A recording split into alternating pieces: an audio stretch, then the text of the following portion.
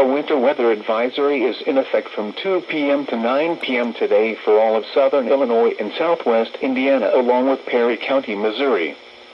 Wet snow and sleet expected. Total snow and sleet accumulations of up to 1 to 2 inches.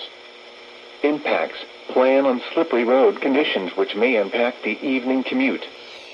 Additional details: the majority of the accumulation is expected on grassy and elevated surfaces.